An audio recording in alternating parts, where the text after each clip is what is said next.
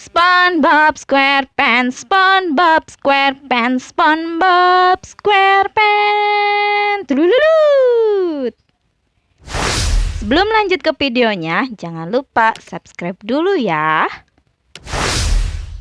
Siapapun pasti akan tertawa melihat ulas SpongeBob SquarePants dan teman-temannya.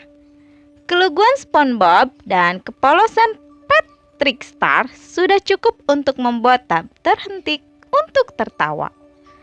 Tetapi tahukah kalian, film kartun SpongeBob ini sebenarnya adalah bentuk kritik terhadap pencemaran laut. Ternyata banyak yang tidak tahu kisah nyata yang coba disampaikan melalui karakter dan adegan dalam film kartun ini. Ternyata bunga warna-warni yang menggambang di atas itu bukan awan seperti yang diduga banyak orang. Bunga-bunga yang mengambang di film kartun SpongeBob SquarePants itu hasil dari pencemaran minyak yang terjadi di Bikini Atoll. Oh iya, tempat tinggal SpongeBob dan teman-temannya di Bikini Bottom sebenarnya plesetan dari Bikini Atoll. Bikini Atoll adalah tempat uji coba nuklir Amerika Serikat dan pembuangan minyak oleh perusahaan yang tak bertanggung jawab. Karena jadi tempat uji coba nuklir dan pembuangan minyak, karakter di film ini mengalami mutasi. Mereka bisa bicara dan berjalan seperti manusia. Kalau kita lihat adegan film tersebut, penduduk Bikini Bottom hidup dari sampah, dan itulah realitas dunia nyata. Rumah penduduk Bikini Bottom sebenarnya sampah yang dibuang ke laut. Seperti rumah Tuan Crab adalah jangkar kapal, rumah Squidward dari dekorasi akuarium, SpongeBob tinggal di dalam nanas, dan rumah penduduk Bikini Bottom dari knalpot yang dibuang di laut.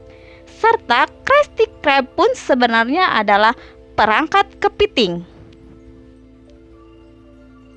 Bahkan, SpongeBob SquarePants sendiri sebenarnya bukan ikan atau spons untuk cuci piring. Ia adalah Shishpong, sejenis bunga karang yang mengalami mutasi akibat pencemaran laut.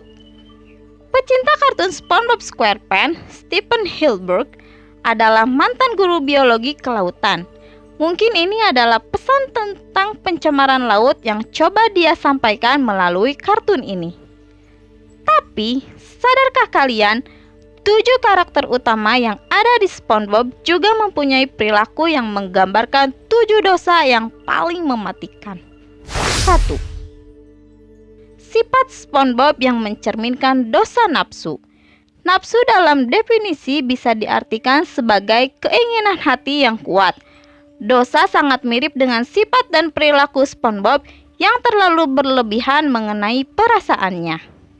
2. Sifat Patrick yang mencerminkan dosa kemalasan. Malas merupakan suatu hal yang dianggap dosa, termasuk kemalasan dalam bertindak. Tidak pernah melakukan apa di bawah batu dan hanya keluar rumah jika perutnya lapar adalah kegiatan Patrick yang selalu dilakukan setiap harinya. Karena sifat malasnya ini, Patrick menyandang 7 dosa mematikan, yaitu dosa kemalasan. 3. Sifat Squidward yang mencerminkan dosa kemarahan.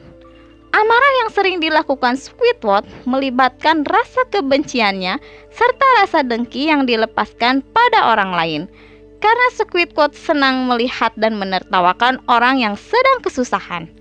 Mungkin Squidward sering marah disebabkan karena depresi dan benci dengan kehidupannya sendiri, sehingga dikabarkan sebagai 7 dosa mematikan, yaitu dosa kemarahan.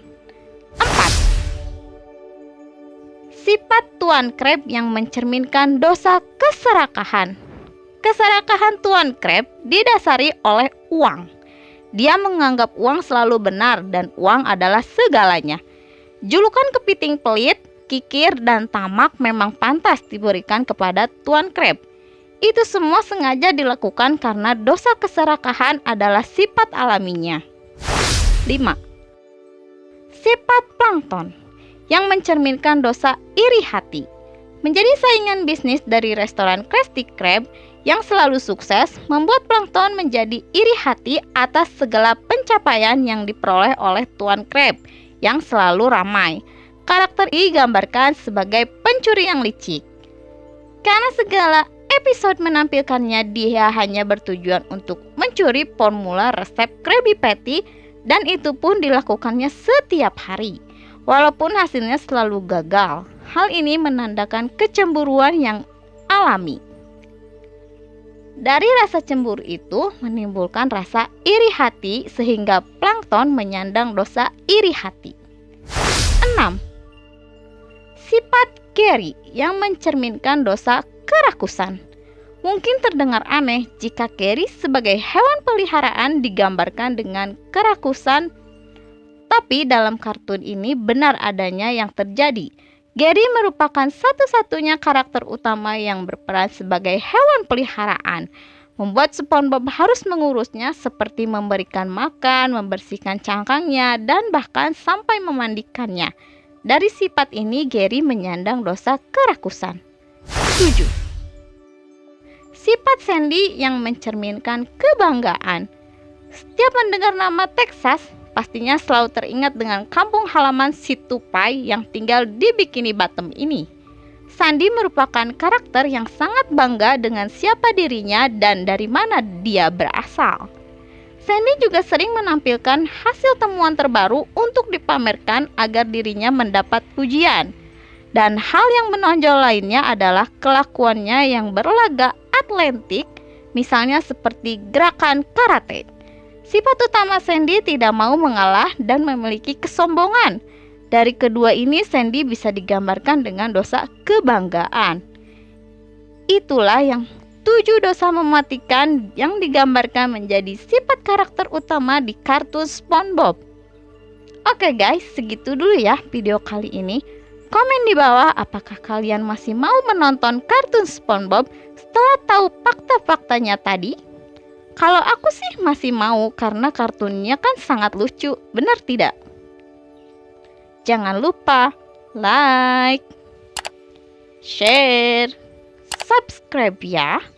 Nyalain notifikasinya agar kalian tahu bahwa aku upload video baru. Bye!